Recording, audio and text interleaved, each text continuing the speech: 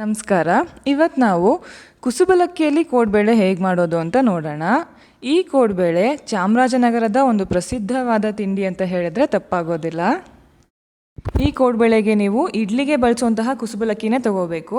ಅನ್ನ ಮಾಡೋಕ್ಕೆ ಬಳಸೋ ಕುಸುಬಲಕ್ಕಿಯಲ್ಲಿ ಈ ಕೋಡ್ಬೇಳೆ ಚೆನ್ನಾಗಿ ಬರೋದಿಲ್ಲ. ಮೊದಲು ಕುಸುಬಲಕ್ಕಿನ 5 ಗಂಟೆ ಕಾಲ ನೀರಲ್ಲಿ ನೆನೆಯಕ್ಕೆ ಬಿಡಬೇಕು. ಆಮೇಲೆ ನೀರನ್ನೆಲ್ಲ ಬಸಿದು ಒಂದು ಮಿಕ್ಸಿ ಜಾರ್ಗೆ ಅಕ್ಕಿನ ಹಾಕ್ಕೊಂಡು ರುಚಿಗೆ ಬೇಕಾಗಿರೋಷ್ಟು ಉಪ್ಪನ್ನು ಹಾಕ್ಕೊಂಡು ತರಿಯಾಗಿ ರುಬ್ಕೋಬೇಕು. ಅಕ್ಕಿ ರುಬ್ಕೊಳ್ಳೋವಾಗ ನೀರು ಹಾಕ್ಕೋಬಾರ್ದು. ನೀರು ಹಾಕದೆ ರುಬ್ಕೊಳ್ಳೋದ್ರಿಂದ ಮಿಕ್ಸಿ ರನ್ ಆಗೋಕ್ಕೆ ಸ್ವಲ್ಪ ಕಷ್ಟ ಆಗುತ್ತೆ. ಆವಾಗ ಕೈಯಲ್ಲಿ ಅಕ್ಕಿನ ಈ ಥರ ಹೊಂದಿಸ್ಕೊಂಡು ನಿಧಾನಕ್ಕೆ ರುಬ್ಕೋಬೇಕಾಗತ್ತೆ. ಅಕ್ಕಿ ಸ್ವಲ್ಪ ತರಿಯಾಗಿ ರುಬ್ಕೊಂಡಿದ್ದಾದಮೇಲೆ ಅದಕ್ಕೆ ಕಾಯಿ ತುರಿ ಹಾಕ್ಕೋಬೇಕು. ನಾವು 2 ಕಪ್ಪಷ್ಟು ಅಕ್ಕಿ ನೆನೆಸ್ಕೊಂಡಿದ್ವಿ. ಅದಕ್ಕೆ ಒಂದು ದೊಡ್ಡ ಗಾತ್ರದ ಕಾಯಿನ ಪೂರ್ತಿಯಾಗಿ ತುರ್ಕೊಂಡು ಅಷ್ಟನ್ನು ಇದಕ್ಕೆ ಹಾಕೋತಾ ಇದ್ದೀವಿ. ಆಮೇಲೆ ಏಲಕ್ಕಿ ಪುಡಿನೂ ಹಾಕೋತಾ ಇದ್ದೀವಿ. ಇದು 1 ಶಾಟಲ್ಲಿ ರುಬ್ಬೋಕ್ಕಾಗಲಿಲ್ಲ ಆ ಜಾರಲ್ಲಿ. ಅದಕ್ಕೆ ಒಂದು ಪಾತ್ರೆಯಲ್ಲಿ ಎಲ್ಲನೂ ಮಿಕ್ಸ್ ಮಾಡಿಕೊಂಡು ಇದನ್ನು 2 ಬ್ಯಾಚಸಲ್ಲಿ ರುಬ್ಕೋತೀವಿ. ಅಕ್ಕಿ, ಕಾಯಿ ತುರಿ, ಏಲಕ್ಕಿ ಪುಡಿ ಮತ್ತು ಉಪ್ಪಿನ ಮಿಶ್ರಣ ಇತ್ತಲ್ಲ, ಅದರಲ್ಲಿ ಅರ್ಧದಷ್ಟು ಮೊದಲು ಜಾರ್ಗೆ ಹಾಕ್ಕೊಂಡು ಸ್ವಲ್ಪನೇ ನೀರು ಹಾಕ್ಕೊಂಡು ರುಬ್ಕೋಬೇಕು. ಆದಷ್ಟು ನೀರು ಕಮ್ಮಿ ಬಳಸಿದ್ರೆ ಒಳ್ಳೆಯದು ರುಬ್ಕೊಳ್ಳೋದಕ್ಕೆ. ಮತ್ತು ನೀರು ಹಾಕದೇ ಇರೋದ್ರಿಂದ ರುಬ್ಕೊಳ್ಳೋಕೆ ಸ್ವಲ್ಪ ಕಷ್ಟ ಆಗುತ್ತೆ. ಹಾಗಾಗಿ ಈ ಥರ ಕೈಯಲ್ಲಿ ಹೊಂದಿಸ್ಕೊತಾನೇ ಇರಬೇಕು. ನಾವಿಷ್ಟು ಕ್ವಾಂಟಿಟಿಗೆ ಕೇವಲ ಅರ್ಧ ಕಪ್ಪಷ್ಟು ನೀರು ಬಳಸಿದ್ದೀವಿ.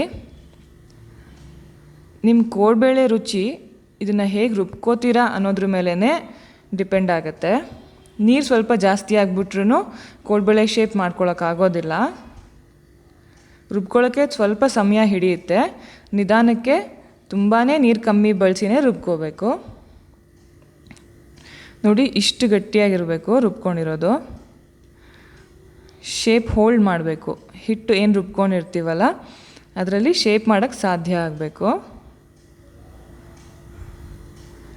ಇದು ಕರೆಕ್ಟ್ ಹದಕ್ಕೆ ರುಬ್ಕೊಂಡಿದ್ದೀವಿ. ಇವಾಗ ಇದನ್ನು ಒಂದು ಪಾತ್ರೆಗೆ ಹಾಕ್ಕೊಂಡು 2 ಬ್ಯಾಚಲ್ಲಿ ರುಬ್ಬಿದ್ವಲ್ಲ ಅದನ್ನು ಒಂದು ಕಡೆ ಸೇರಿಸ್ಕೋತಾ ಇದ್ದೀವಿ.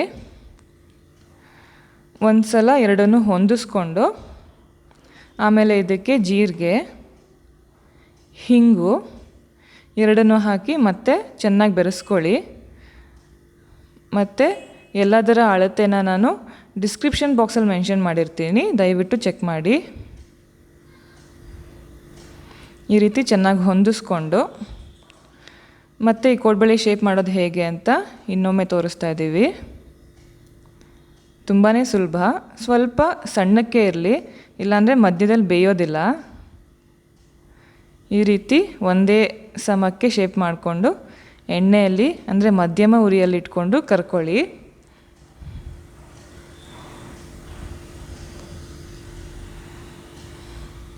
ಹಾಗಾಗಿ ಕೈ ಆಡಿಸ್ತಾ ಇರಿ. ಒಂದು ಒಳ್ಳೆ ಗೋಲ್ಡನ್ ಬ್ರೌನ್ ಬರೋ ತನಕನೂ ಕರ್ಕೋಬೇಕು.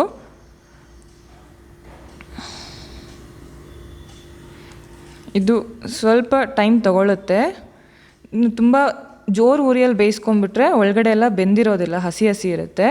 ಹಾಗಾಗಿ ಮಧ್ಯಮ ಉರಿ ಅಂದರೆ ಮೀಡಿಯಮ್ ಫ್ಲೇಮಲ್ಲೇ ಇದನ್ನು ಕರ್ಕೋಬೇಕು. ನೋಡಿ, ಈ ಬಣ್ಣಕ್ಕೆ ಬಂದಾಗ ಇದನ್ನು ತಕ್ಕೋಬೇಕು. ಇದನ್ನು ಬಿಸಿ ಬಿಸಿಯಾಗೆ ತಿಂದರೆ ತುಂಬಾ ಚೆನ್ನಾಗಿರುತ್ತೆ. ಇದನ್ನು ಇನ್ನೊಂದು ದಿನಕ್ಕೆ ನೆಕ್ಸ್ಟ್ ಡೇಗೆ ಸ್ಟೋರ್ ಮಾಡ್ಕೊಂಡು ತಿಂತೀವಿ ಅಂದರೆ ಮೆತ್ತಗಾಗೋಗುತ್ತೆ. ಹಾಗಾಗಿ ಅವತ್ತು ಮಾಡಿ ಅವತ್ತೇ ತಿನ್ನೋವಂತಹ ತಿಂಡಿ ಇದು. ಈ ವಿಡಿಯೋ ನಿಮ್ಗೆ ಇಷ್ಟ ಆಗಿದರೆ ಲೈಕ್ ಮಾಡಿ, ಶೇರ್ ಮಾಡಿ, ಸಬ್ಸ್ಕ್ರೈಬ್ ಆಗಿ. Thank you.